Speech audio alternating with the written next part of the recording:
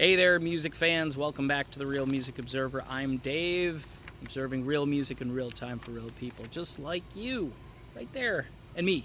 Okay, so remember that time where Steve Perry did the song with America, the band America?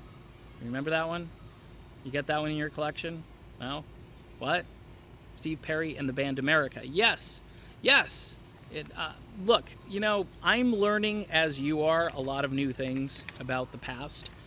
And I guess thanks to the Google algorithm, there are moments where I'm like, okay, I'm going to click on this picture because I've never seen this before. And lo and behold, I get this little interview with two guys from America. It's Bennell and Buckley, I think it is, or Beckley. Is it Jerry Beckley? It's Jerry Beckley and Dewey Bennell. Okay. Whew. See, I know I'm going to get, hate mail, fan mail, whatever it is. You screwed that up, man. Get that right. And I'm going to be like, okay. Okay, the guys in America and Steve Perry. And they're talking about their new album. And they're talking about how they cut a whole bunch of music with Steve Perry. Now, I wonder what happened to this music. They said Steve didn't put any of it on his album, but we actually put one of them on our album. And this tune, Can't Fall Asleep to a Lullaby. Can't Fall Asleep to a Lullaby. It's on America's album Perspective, 1984. That is the Street Talk era. That is the Oh Sherry era.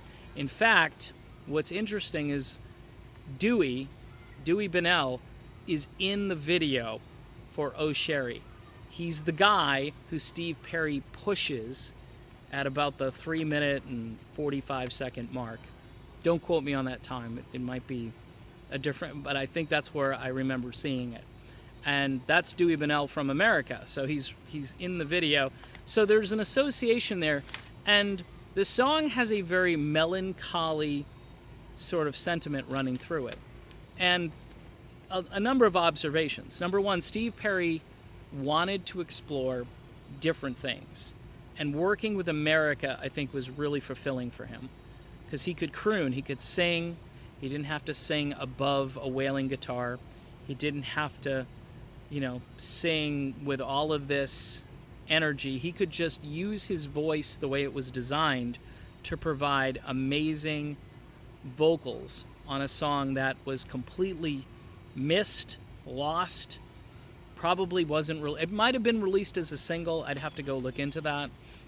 But 1984 would have been a tough year for the band America with, new wave and just the sounds that were prevalent. 1984 was really when what some people would call some of the more, I don't know what the word is, tacky sounding or over-the-top 80s sounding music started to come out with keyboards, lots of electronic sounds and so forth, and fake drums.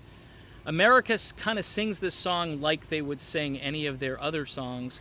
The production is very smooth. It's very updated for 1984, but it's very uncluttered. So you get these guys singing, and you get the proper background. A song, by the way, if it were released today, would really not sound all that dated if you listen to it. Some of the lyrics, I went and started digging through the song. It's late at night and I'm all alone, so I call you up to hear your voice on the phone. Say in your mind, saying it's true, please say my love is still right for you. Now, the song was written by Robert S. Hamer, the aforementioned Dewey Bennell, Billy Mooney, who's a guy who was on Lost in Space, if you know who he was, and also a pretty decent musician as well.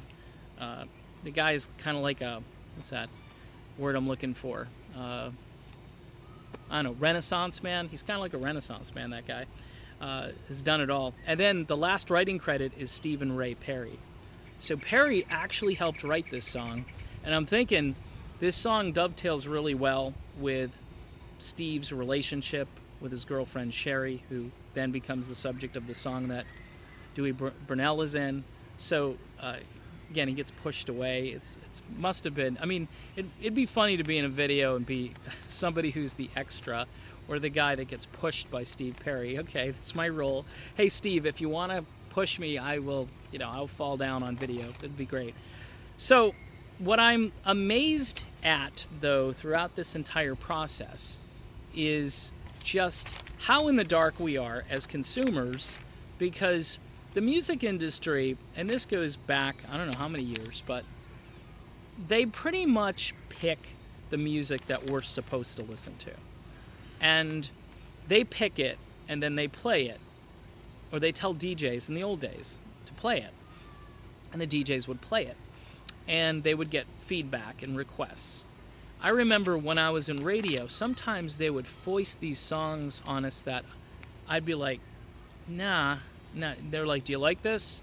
And I'd be like, yeah, I don't like it. Well, I really need you to add this song. I mean, if you add this song, we'll send you a case of, say it was Polygram Records, and Bon Jovi had a hot album out, and they had a record that they wanted to promote. They'd say, okay, we'll send you a case of Bon Jovi CDs to give away, and 2 tickets to Bon Jovi when he shows up at the, Great Woods or whatever it was when I was DJing in those days.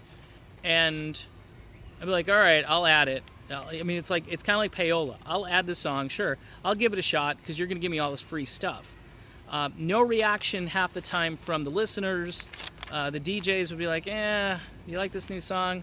That's kind of growing on me because I've heard it now 100 times, but nah, not really. And this is one of the cases where I don't know what the record label is doing. I mean, I guess they're saying, well, America's a dead band. They're not going anywhere. And, for us to promote these guys at this stage, even with Steve Perry, I mean, you got Steve Perry. He's the hottest thing in 1984. And you're not promoting this as a single. You're not spending money. You're not sending these radio stations a case of CDs. I mean, was the tune a little adult contemporary for what they call chart hit radio stations in those days? Yeah, that's what happened to Christopher Cross. I mean, he just couldn't convert that style. He tried. He had a lot of great songs that he came out with later on that nobody heard. This is a golden song, though. This is a gem of a song. Harmonies with Steve Perry and America combined. I mean, come on, people. It's a no-brainer, and it's sad that not a lot of people know about this.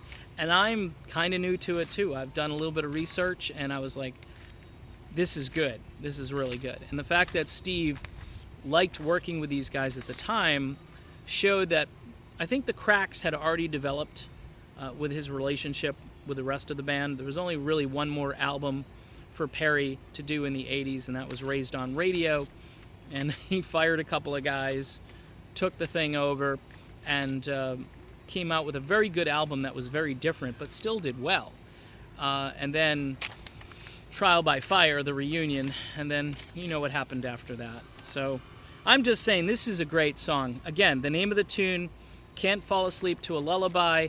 It's on America's Perspective album, came out in 1984. I found it on YouTube, and I found some really good copies to listen to. The vocal harmonies are incredible. This is a band that was still viable, and this was a singer who was at the top of his game in another band that had a completely different style. And it's fascinating. I just think it's awesome. So that's it. I'm Dave, and this, of course, is the Real Music Observer, and we'll be back again observing real music really soon. We'll talk to you then.